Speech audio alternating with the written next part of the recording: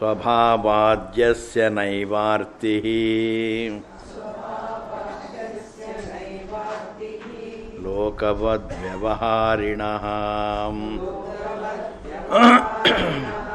महाह्रद इव अक्षोभ्यः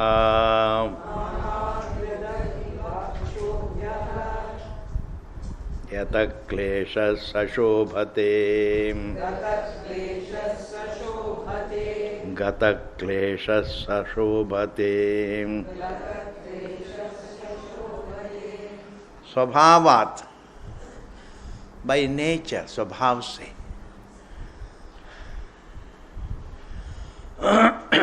यस्य नैव अर्तिः, यस्य जिसका नैव मीन्स नेवर, आर्तिः मीन्स दुखम। Aarti,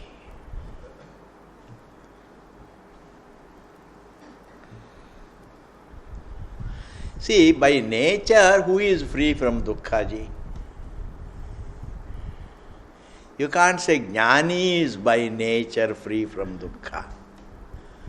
We can say by nature only the Atma is free from dukkha.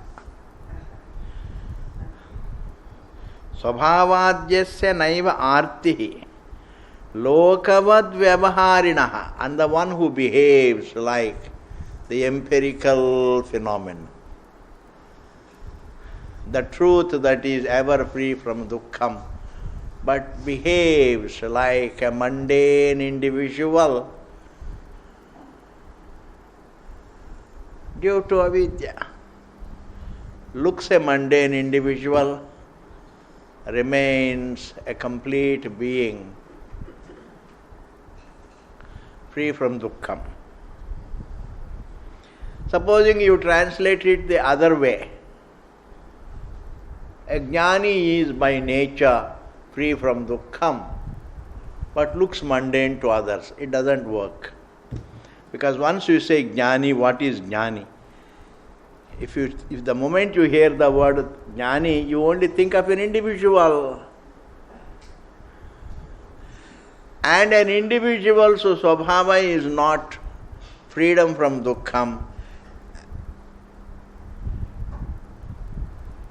An individual's swabhava is to be a dukkhi. In fact, even the happiest individual is a dukkhi, because he has to struggle to sustain that comfort. It is not possible to be an individual and yet be free from the struggle. It is not possible to be a jiva and yet be free from dukkham, desire, fear, insecurity, etc. And therefore, the first line should be translated in the sense of the vastu. It is the Atma which is by nature free from dukkham and looks a mundane individual. Therefore, who has problem, ji? Jiva doesn't have the problem. Paramatma with the sense of jivatvam has the problem.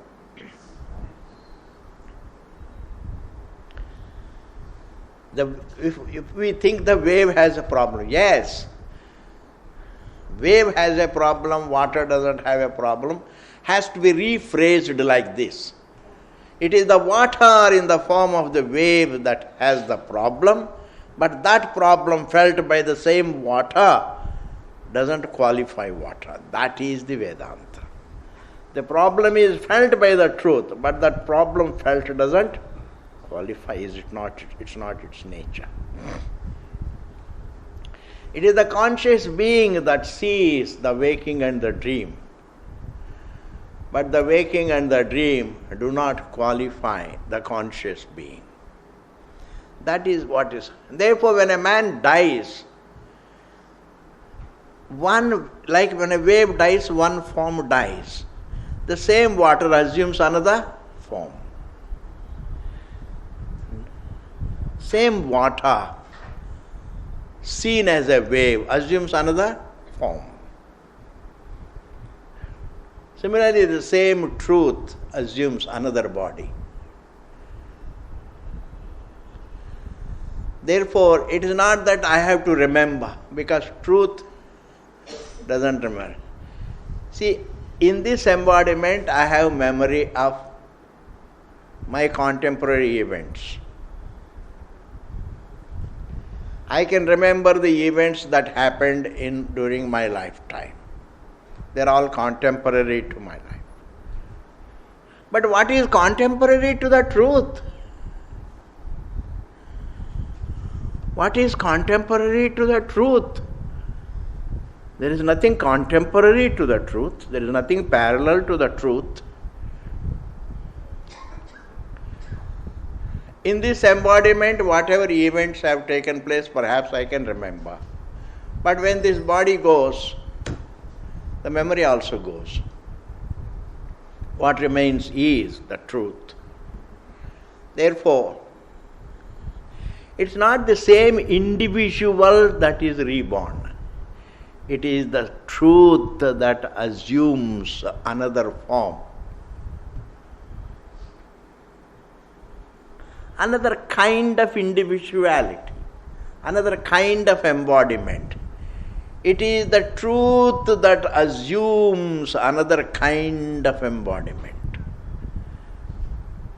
Mr. So-and-so Devadatta is not reborn.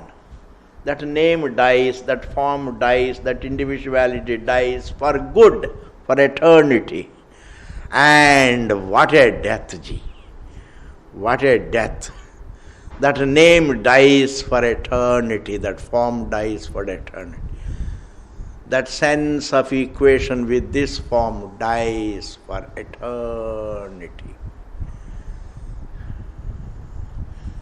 The sense of that sense of error is there, but this particular form is gone. The error is independent of a givenness of a form. The name dies for eternity. What a death! What a fall, my countrymen, somebody said. What a fall, my countrymen. What a death, my God. The name dies forever. It's not like going to America in order to come back. It's gone for eternity. That is what should be visualized. This particular name dies for eternity. This form dies for eternity. This personality dies for eternity. This individuality dies for eternity.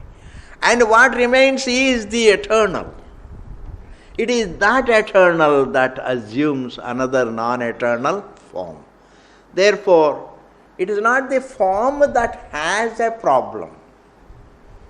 It is not the mind that has a problem. It is the truth thinking that I am a thinker that has the problem. It is the truth that thinks that I am a form. It is the conscious being that has the problem. Other than the truth, there is no conscious being. And the problem cannot be felt by the anatma.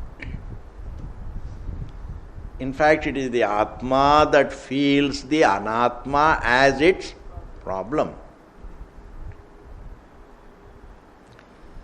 Atma has the problem of equating itself with anatma. And therefore, don't think, Mr. So-and-so has a problem. No. The truth has the problem of looking at itself as Mr. So-and-so. Therefore, it is the truth that has the problem. It is the truth that needs the answer. And it is the truth that is the answer. Yes. It is the water that has the problem of looking at itself as a wave. This is all that is class G. Not that you haven't heard before.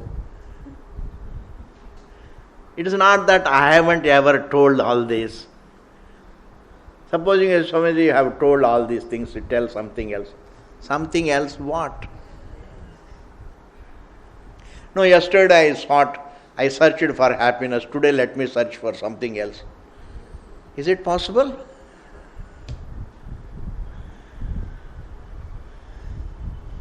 Till yesterday, बहुत दिन तक I searched for happiness, but now onwards let me search for something else. Let me search for somebody else's happiness. I say, even when you search for somebody else's happiness, I am telling you, through that happiness you want to be happy. So the final motive is, the ultimate motive is, you want to be happy. Why do you want to work for somebody else's happiness? That makes me happy. Why do you work for children's happiness? That makes me happy. Why do you work for the society's happiness? That makes me happy. Why do you work for children's happiness? That makes me happy. Please understand, it is just not possible to work for anything other than one's own happiness. It is just not possible.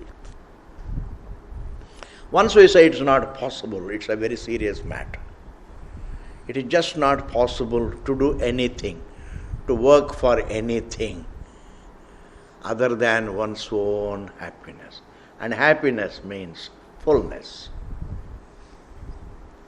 Fullness has no dimension.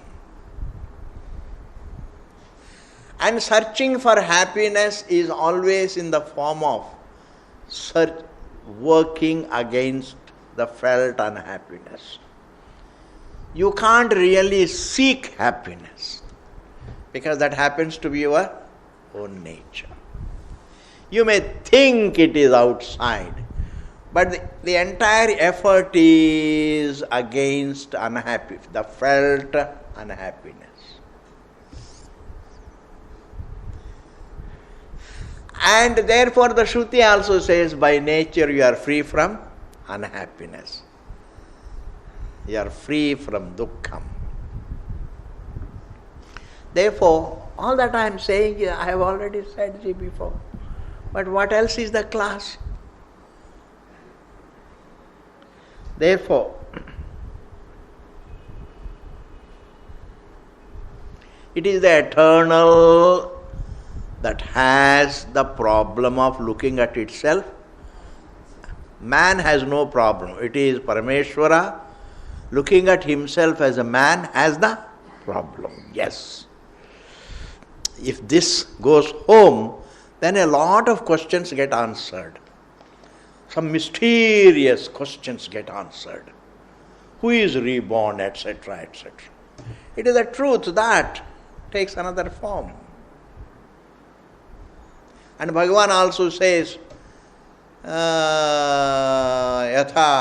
jirnani vihaya, vasansi jirnani yatha vihaya, navani grinhati naroparani, tatha sharirani vihaya jirnani, navani grinhati, parani grinhati, navani dehi. Navani grinhati, navani grinhati, navani dehi. Therefore, just as the body renounces the old clothes, puts on new ones, truth renounces the old body and puts on new. Therefore, Mr. So-and-so doesn't have a problem. Mrs. So-and-so doesn't have a problem. They have only topical problems. Even the topical problems are had for the truth. It is the truth that goes through the topical problem as well as the truth has the problem of looking at itself as a human being. And looking at itself as a human being, it goes through the topical problems. It is the same truth. And it is the same truth that also suffers in the form of a mother, in the form of a father, Therefore, human being, the role player is not suffering, it is the truth by way of playing a role suffers. But that suffering doesn't qualify it. This is Vedanta. The one who suffers is none other than the Parameshwara, but his own suffering is not his adjective. I experience the waking, but the waking doesn't qualify the experiencer of the waking. I experience the dream, but it doesn't qualify me. That is why I can both just resolve and I remain alone in the deep sleep state. If something were to qualify me, then I would become a noun. And that what qualifies me would become an adjective.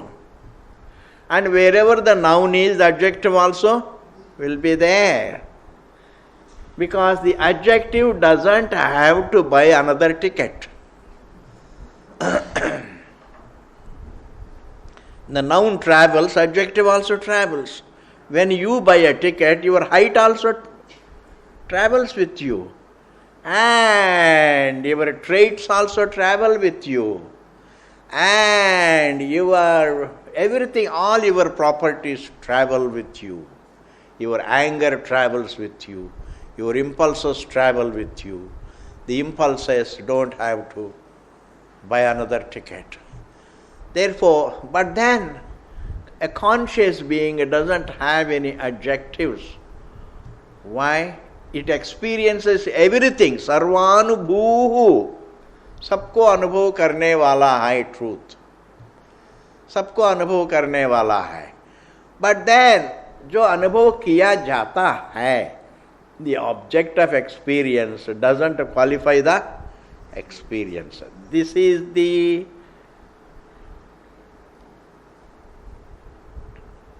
most crucial, cardinal point. This is the most cardinal point. The one who experiences samsara is none other than the truth. But that samsara doesn't qualify him. And therefore, therefore, it is not that Mr. So-and-so has a problem. No. It is the truth has a problem and is free from the problem at the same time. And that falls in line with its nature, very beautifully. It is at once the source of everything and it is the source of nothing, and there is nothing else. It is at once the Sakshi and it is also free from the Sakshi-Saksha relationship. It is at once the source of all relationships and it is free from all relationships. At once. It is the truth of all relationships and free from all relationships. It is at once the source of the dukkham and free from dukkham, but never qualified by dukkham. Whereas in avidya one thinks that dukkham is my property. And that thinking also is done by the truth, but it doesn't qualify him. It is an error. It is just like rope thinking I am a snake. If the rope thinks I am a snake, who has the problem? Snake has a problem or rope has a problem? Rope has a problem. But its own problem doesn't qualify. And therefore we can say rope at once has a problem and it's also free from the problem. Adhyaropa drishtya, it has the problem. Swarupa drishtya, it is free from the problem. Adhyaropa apavada nyaya explains away who has the problem. Truth has the problem, truth is free from the problem, yes. The water is at once the source of the wave and also free from the wave. Mahaharadaha. The next line, Ji. Mahaharadaha means like an ocean. like an ocean, like a samudra. Mahahradaha iva. Akshobhyaha. The truth is unaffected, unshakable. The truth is unmovable, unshakable, like Mahasamudra. Even when the Samudra thinks that I am small, it is Samudra. Even when the Samudra thinks that I am perturbed, it is Samudra. I can give you another example, Ji. The sun looks into a bubble, its own reflection, and the sun thinks that I am locked up in a bubble. You have to hear this example correctly. The sun looks into the bubble and sees itself inside the bubble, and it really thinks that I am locked up in the bubble. In fact, it is the sunlight that illumines even the bubble. And it is within the sunlight, really the real light, that the sun is able to see also the reflection, the bubble as well as the reflection. The very truth of the bubble, the very truth of the reflection inside the bubble. That sun, the body of light, looks into the bubble and thinks I am locked up in the bubble. And when the bubble is moving, the sun thinks I am also perturbed. I am also shaken. Bhuchalarahai. And when the bubble is uncertain, the sun thinks I am uncertain. Very important example, Ji. Bimba Pratibimba Vada. And the sun thinks as the bubble is prone to be broken, the sun thinks I am going to be dead. The sun thinks. It thinks perturbed. It thinks locked up. Despite all its negative thoughts about itself, it is always safe. The sun remains the sun. The sun remains outside the bubble. The sun remains unshaken. The sun remains unperturbed. The sun remains unmoving as the bubble moves. All the negative thinking that the sun entertains about itself is not its nature. Similarly, all the negative thinking that man entertains about himself is not his nature. The very illuminer of the body, the very illuminer of the mind, the very illuminer of the whole universe feels locked up in the body. Feels locked up in all the perceptions. There is no difference. I am locked up. That is what is called bondage. I am bound to this body. I am bound to this body. Even though we always say I am bound by this body. That is all right, but I am bound to this body. I am bound, my existence, I feel my existence tied up with this form, locked up in this form, locked up in my thoughts, locked up in my perceptions. And when they all die, I also die. Like even Gata Ksheram. That example also is given. Like even the milk in the pot. When the pot breaks, the milk also is gone. I am like the milk in the pot. I am a conscious being locked up in this pot of body. And therefore, anytime I can go. And therefore, Mahahridaha eva akshobhya. But the Shruti comes and says, sir, your thinking that you are locked up in the form is not true. Why? Because you are unshakable like the ocean, meaning you are not located in the form. The form, the body is located in your being. Hey Bhagavan, your existence is not located in the body. The existence is not located in the being, in the body. But the very form is located in the being. It is like my sight is not located in my form, but my form is located in my sight. And the sight is the truth. The sight is the truth. Swamiji, the sight is eyesight. Say, eyesight on analysis is nothing but a conscious sight. And conscious sight is knowledge. Conscious sight is not a sense perception. Even when these waking senses close, I have a conscious sight of the dream. Even when the dream senses close, are not there, I have a conscious experience of freedom from the dream and the waking. That is also a sight.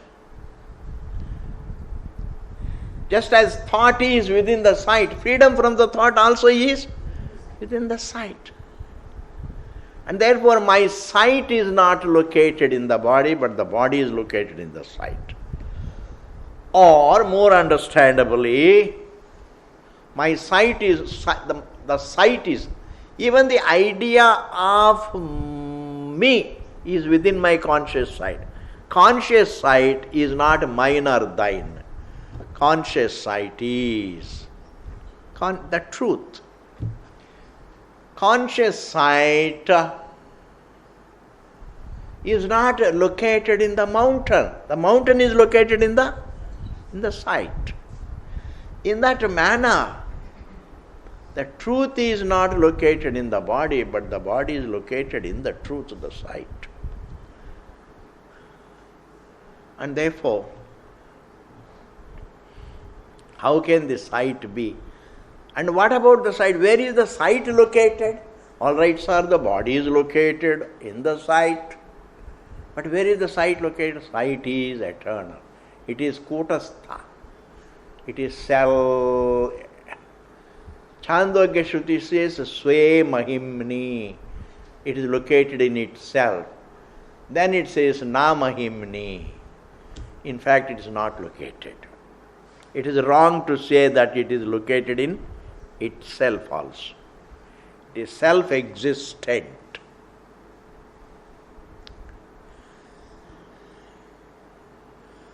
Yajnavalkya asks Gargi, where are you, Gargi? I am in the room. Where is the room? On the earth.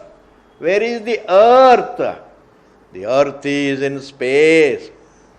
Where is the space? In the mind. Where is the mind? The mind is in the body, she says. And where is the body again? In the room. Where is the room? On the earth. Where is the earth? In the space. Where is the space? In the mind. Where is the mind? In the body. That means you have created a circle. That means you have gone wrong somewhere. Any answer that is not conclusive is not the answer. Any answer that is not conclusive is not the... Any answer that creates a cycle, is not the right answer. Yes.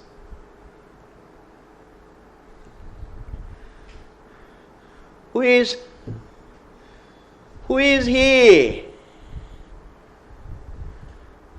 Who is A? B is son. Who is B? A's son. So what you have made? Cycle. A cycle, any answer that precipitates a cycle is the wrong answer. any answer that precipitates anavastha, regress ad infinitum. It's like saying,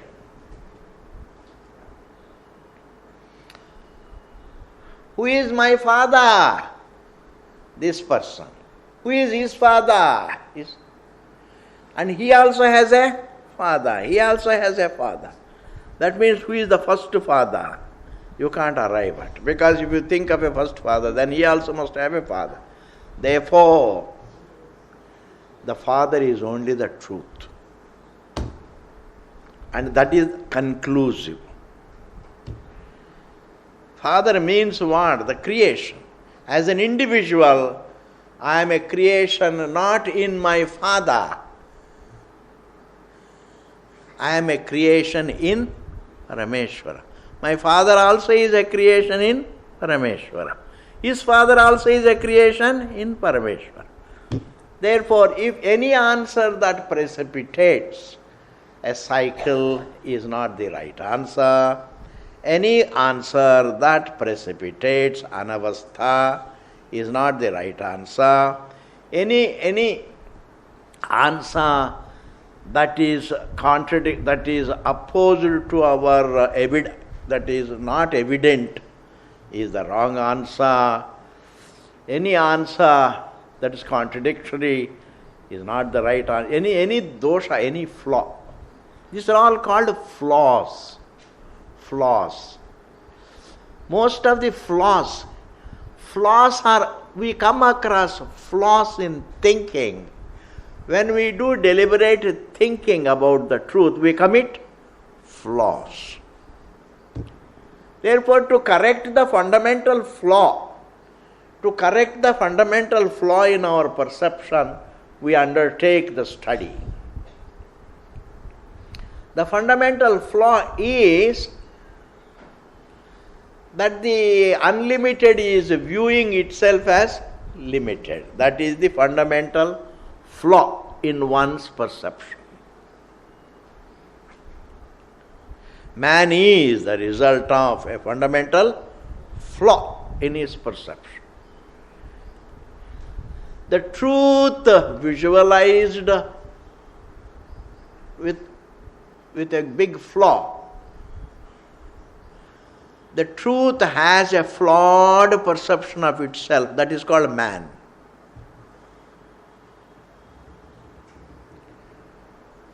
Truth with a flawed perception about itself is man. And in order to correct that fundamental flaw, we undertake the study. And while studying, we deliberately commit flaws. They are called doshas. Understand? Dosha prasanga, always you come across, aisa kahenge to dosh ho jayega. If you say that God is the source of the universe and He is located in heaven, that will become Anyonyashaya. Anyonyashaya, understand, The universe is located in God and God is located in the universe. It's called Anyonyashaya, mutual location. Anyonyashaya also is a dosha, is a flaw. Because we don't come across Anyonyashaya. Mutual dependence for existence is not for existence. Mutual dependence for food, drink, that mutual dependence is different. Mutual dependence for existence, mutual location for existence is not seen anywhere in the world. I don't see the bird perching on the tree and the tree perching on the bird. Aisa nahi ji. The locus is never located and the located is not the locus for its own locus. Therefore, if your answer precipitates a point that there is a mutual location there for existence, then it becomes what? A flaw, a dosha. Contradiction is a dosha. Talking things which are not evident is a dosha. And creating cycles is a dosha. Creating anavastha is a dosha. Maha hridaha eva akshobhya. Atma is free from all the doshas. There are no doshas in the creation, please. Doshas are always committed by thinking. While in order to correct the fundamental flaw in our perception about our existence, are able to follow this point? While correcting the fundamental flaw in our perception about ourselves, meaning while studying Vedanta, we think, we reflect. And during the course of the reflection, we make mistakes. Those mistakes are called doshas. Therefore, doshas are not there in the world. Doshas are there in our thinking, yes. Flaws in thinking. There are no flaws. In the law of karma, there is no flaw. As is the action, so is the result. There is no flaw. When the rains come, there are crops. There is no flaw. There are no rains, no crops. There is no flaw. If you care, you are cared, that means there is no flaw.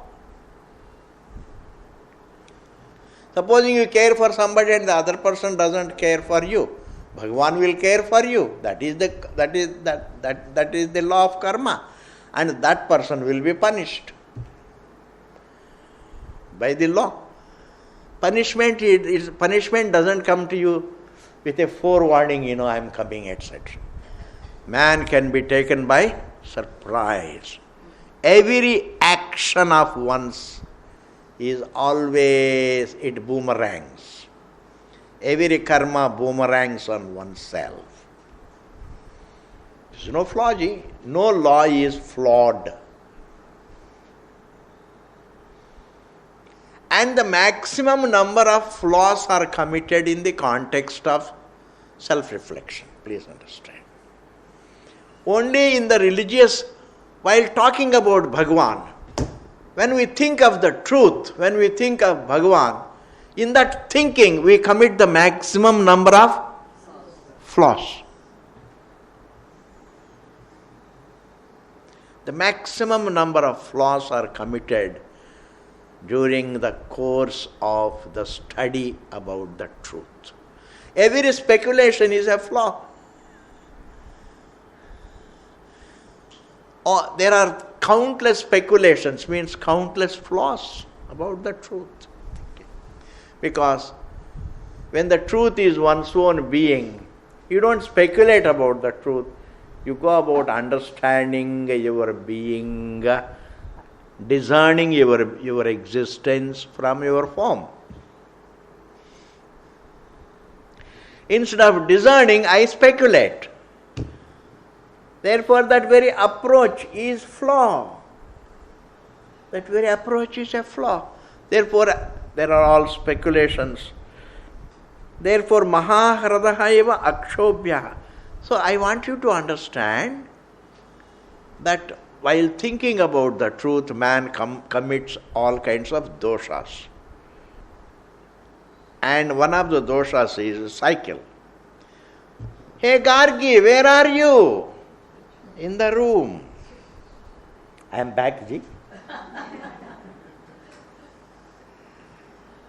Where is the room? On the earth. Where is the earth? In the space. Where is the space?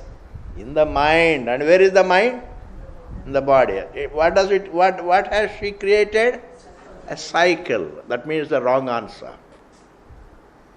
The mind is not in the body. The mind is in the truth. The body is not the locus of the thought.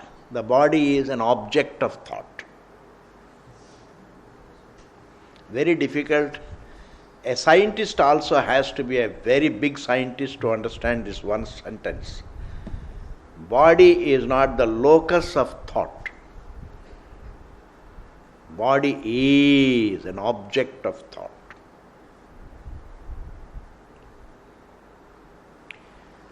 I think my body, that means the body is an object of my thought. An object of thought cannot be the locus of thought. The source of the thought cannot be the object of thought. इसको पकड़ना है. The object of thought cannot be the source of the thought. The object of thought cannot be the source of thought. Therefore, the source of the mind is not the body. The location of the mind is not the body. The location of the mind is Atma. So when Gargi repeated a few times, then Yajnavalkya said, "Hey Gargi, don't go further, otherwise your head may fall off."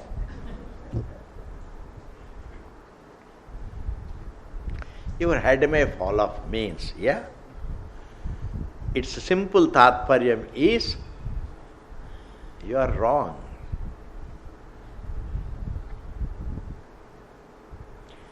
See, your head may fall off means your mind, if it is located in the body, if the thought is located in the body, then what? Then why do we say the thought is a creation in the truth? The object of thought and the thought are a creation in the source of the thought. Therefore, it is like this. The body is in the room. Where are you, Gargi? In the room. And the room is on the earth is in space, space in the mind is located in the truth. And the truth is not located anywhere. It is Swata Siddham. Does it make a cycle? It's conclusive. The answer has to be conclusive.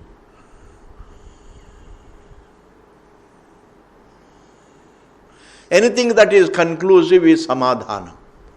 That is moksha, please. That is moksha. Conclusive. Where the thinkerness resolves, that is conclusiveness. Where the individuality resolves, that is conclusiveness. Like when you go to sleep, in sleep there is conclusion.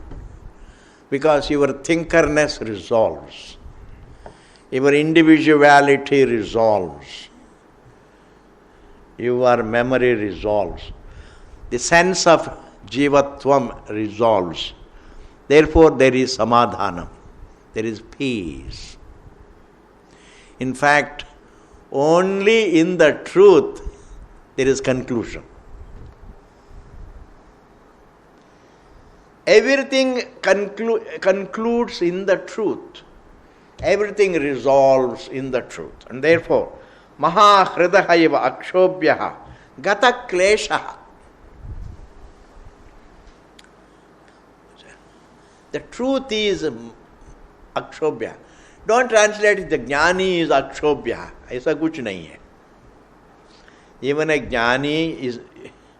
Once we say jnani, it always brings to our mind an individual, please. Truth is something which is the truth of all individuals, the whole creation. It is the being. There is no such a thing called a given silence. Silence is silence. There can be a given sound. There can't be a given silence.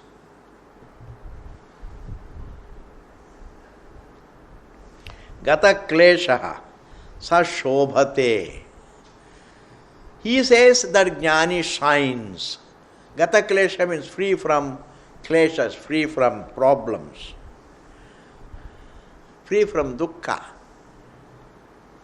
Sa shobhate, that jnani shines. Going by the Ashtavakraji's meaning, let me translate. By nature, a jnani is free from dukkha, by nature, and he looks like a mundane individual, and he is unshakable like a big ocean, and he is ever free from klesha, and he shines out. It creates mysticism. I don't want these verses to be interpreted in the sense of a jnani. It's not a person. It is the truth, which is the truth of all individuals. And the truth is evident. Who is a jnani is not evident. You can never know who is a jnani ji. You can never know. You can never know. Even if a jnani comes and says to me that I am a jnani, what is the proof? I can never know. I can only know the truth, because the self is evident. The self is swata siddham. A jnani is not swata siddham.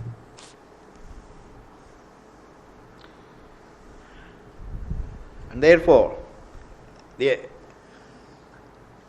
as per my translation, the meaning of the verse is, the self is by nature free from dukkham, and it is the self that looks like a jivatma, and it is the unlimited being like the ocean, unshakable. It is ever free from kleshas. The truth alone shines. In the form of every jiva, who is shining? Truth is shining, ji. Therefore, who is most popular, ji?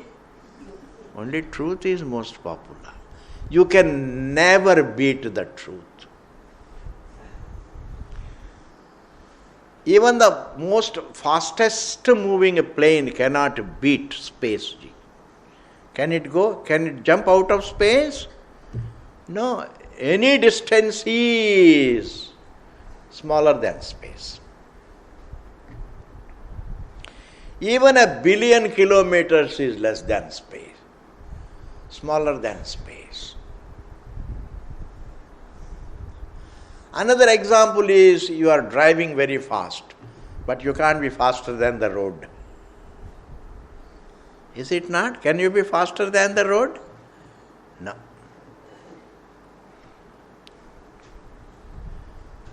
You cannot be faster than the road. You can't be bigger than the space. However big you may be. But the truth is more popular, is bigger than even the space. Why?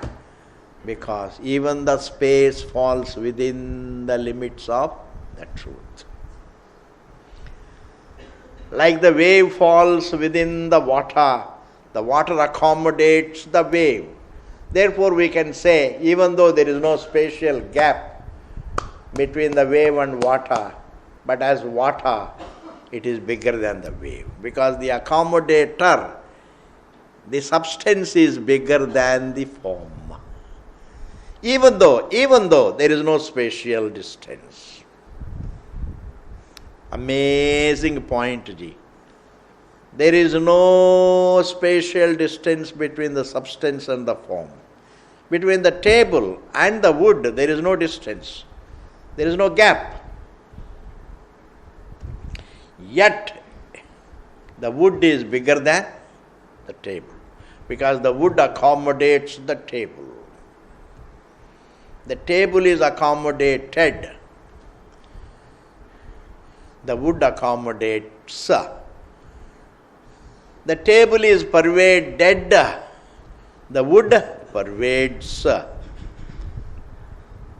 The wood is ashraya, and the table is ashrita. The wood is adhishthanam, the karanam, and the table is the creation. Therefore, the source is bigger than the creation, even though there is no gap. It creates an illusion that the creation is as big as the source. No. Even though we say it is Purnam, it is physically Purnam, but not actually Purnam. Creation is spatially Purnam, not actually Purnam. If the objects are Purnam, then I should be Purnam with the objects. Enjoying the objects, I should be Purnam. The universe is Purnam only spatially. But it creates an illusion like this.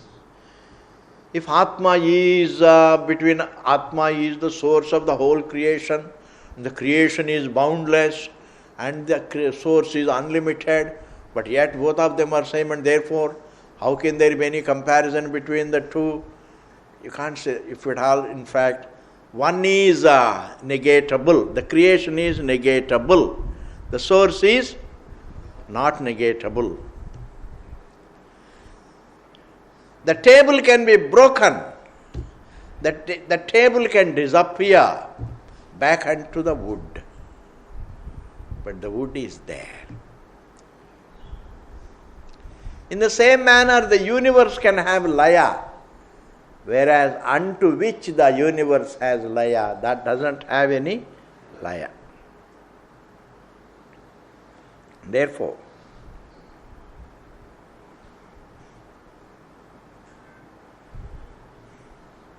Gata kleshaha sashu. Therefore, who is more popular, ji? Who is more popular? Only truth. Who shines? Only truth shines in the form of the king. In the form of the king, the truth shines. In the form of an ant, the truth shines. Anoraniyan mahato mahiyan. In the form of the sun, the truth shines. In the form of the space, the truth shines. In the form of the universe, the truth shines. In the form of you and me only, truth shines. In fact, I can't say truth is more popular than anyone. In fact, truth alone is known. और दूसरा कोई है ही नहीं.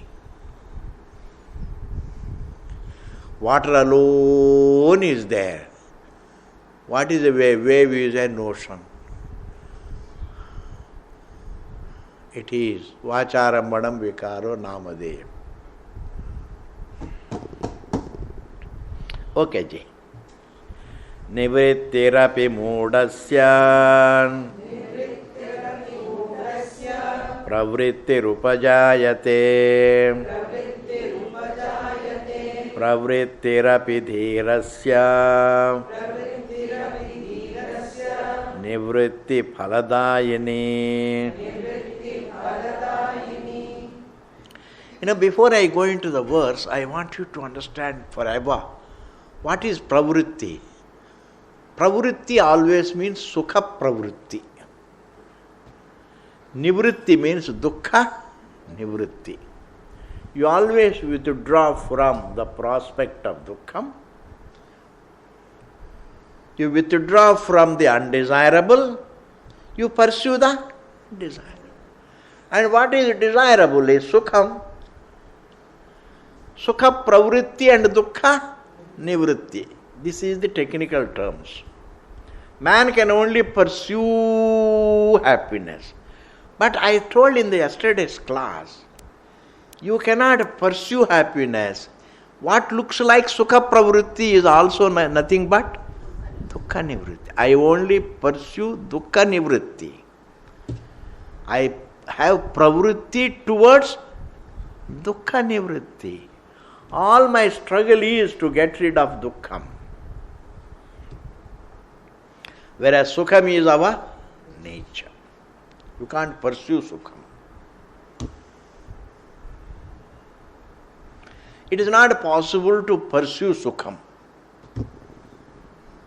Even though we say sukha pravritti, dukkha nivritti is a struggle to get rid of dukkham, and sukha pravritti also is a pravritti to get rid of the dukkham. There is no dukkha nivritti itself is looked upon as sukha pravritti. Now, this is the technical meaning of pravritti and nivritti. But in the Shastra, we have again technical connotations, that also. If I perform a karma, a ritual for some object, it is called pravritti. If I do something, all the do's are called pravrittis. All the don'ts are called nivritti. Simple meaning, ji. All the do's when I implement, they are called pravritti. The don'ts are called nivritti. But jiva can only have nivritti. Even pravritti is for nivritti. You cannot pursue happiness. You think you are pursuing happiness, but you can't pursue. Your only effort is valid only to get rid of dukkham in the truth. You can only resist to dukkham. You can only work against dukkham.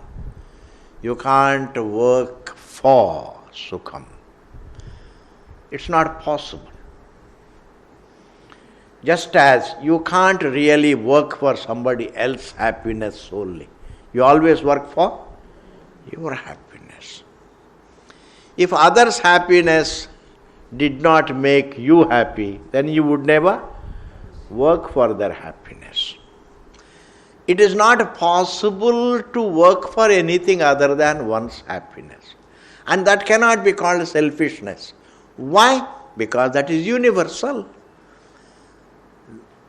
It cannot be otherwise. What cannot be otherwise? How can it be called an impulse? It's not an impulse, it's not a selfishness. Supposing I have money, I don't share with somebody. We have food and instead of sharing it with somebody, I eat it all by myself. That is called selfish. Selfishness is an impulse. It has a material connotation.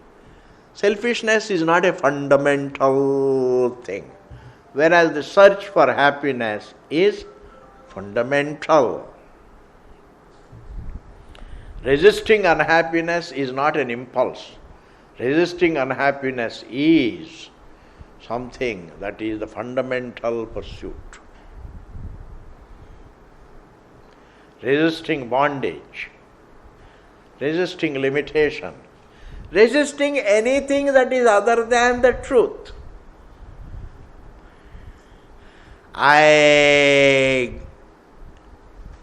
go with the truth and work against anything that is not the truth, really.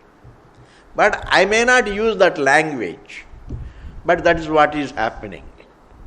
That is what everybody does, resisting unhappiness.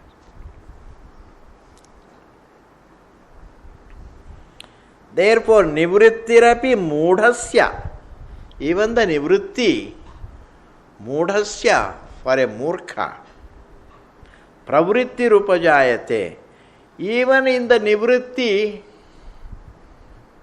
when it comes to a murkha, he is struggling. Even in relaxation, he is restless. That is what it means. Even in relaxation, he is restless. Nivrittirapi mudasya pravritti rupajayate. I would like to translate it that way. For a jiva, even resting is a struggle. Even when he relaxes, he is thinking of, there is a struggle. There is a struggle even when he is resting. Because he is thinking about what to do next. He is planning. He is struggling. He is thinking of, there is anxiety within. There is a silent anxiety in the relaxing mind. Relaxing means, there is no work. Thoda आराम कर रहा है. During that आराम also is restless, is planning, is programming, is desiring, is anxious, is fear.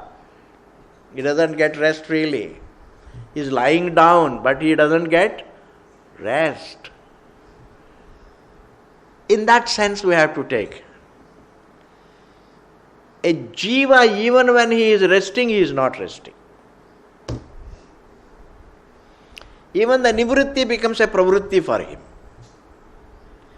For a jiva, even a nivritti becomes a pravritti. Even relaxation becomes restlessness. Whereas for the Paramatma, but for our nature, what are we by nature?